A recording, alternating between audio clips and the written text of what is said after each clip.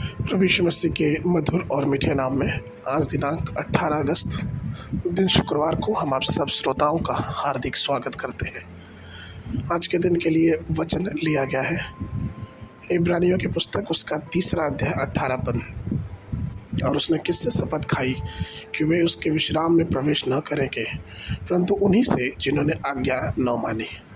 प्रियो, जो प्रभु में वादा किए गए देश शाश्वत कनान में ले जाते हैं तो लोगों के दो समूह होते हैं। पहला समूह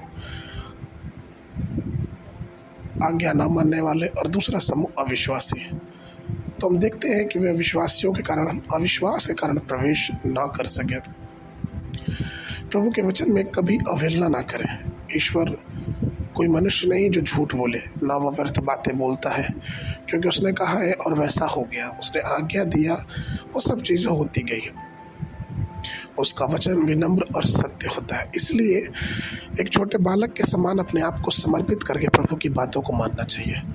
एक बार प्रभु ने मूसा से इस्राएल के लोगों के लिए पानी उपलब्ध कराने के लिए कहा कि चट्टान से बस बोल देना, परंतु मूसा ने अविश्वास से कहा कि क्या ये हो सकता है कि जल चट्टान से बोलने से निकल जाए। और तब मूसा ने अपने हाथ अपनी लाठी को चट्टान पे 2 बार मारा। तब यहोवा ने मूसा से कहा कि तुम उस देश में प्रवेश न करने पाओगे जो मैं इस्राएलियों को दिया हूँ, क्योंकि तुमने मरीबा नाम जल के पास मेरे वचन के विरुद्ध बलवा किया। गिनती की पुस्तक उसका 20 अध्याय 24 पद। आज्ञा न मानना और अविश्वास के कारण प्रभु के वचनों के आशीष को अपने जीवन में हम कई बार देख नहीं पाते हैं। कनान विश्राम की भूमि है, वह पहाड़ों और घाटियों का भी भूमि है। और चूंकि उस देश के निवासियों ने यहोवा की आज्ञा नहीं मानी, परमेश्वर उन्हें वहाँ से निकाल दिया और वह देश इसराइलियों को दे दिया। परंतु यदि इसराइली लोग भी उसकी आज्ञा ना मानेंगे तो वचन क्या कहता है? व्यवस्था विवरण की पुस्तक उसका 8 अध्याय के 20 पद कहता है, जैसा उन जातियों को जिन्हों यहोवा तुम्हारे सामने से नाश करता है, वैसा ही तुम भी नष्ट हो जाओगे, क्योंकि तुमने परमेश्वर यहोवा की बात का पालन नहीं किया। प्रियो, मानव जाति का पहला पाप जो था वो आज्ञा न मानना था। पाप और आज्ञा न मानना आदम और हव्वा के समय से चलता आ रहा है, लेकिन प्रभु यीशु मसीह एक आज्ञाकारिता का मानचित्र हमारे सामने छोड़ के चले गए।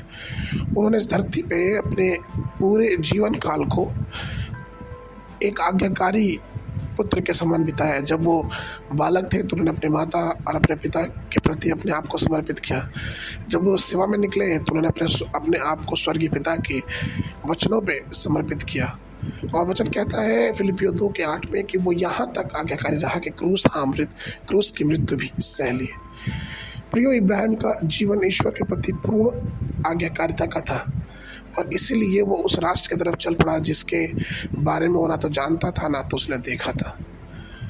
उसने अपने इकलौते को भी बलि चढ़ाने से ना रोका, और इसलिए वो विश्वासियों का पिता कहलाया। इसलिए प्रभु प्रिय लोगों, अगर हम आज्ञाकारिता में आगे बढ़ेंगे तो हम अंत में विश्राम जरूर पाएंगे। आज के वर्णन के लिए इब्रानियों की पुस्तक उसका 5 अध्याय 9 पद। और सिद्ध बनकर अपने सब आज्ञा मानने वालों के लिए सदा काल के उद्धार का कारण हो गया। बाइबल अध्ययन के लिए सुबह के समय प्रिय संगीता 100, 101 और 102, शाम के समय 1 कुरिन्थियों की पुस्तक उसका 1 अध्याय। परमेश्वर आप सबको आशीष देवे।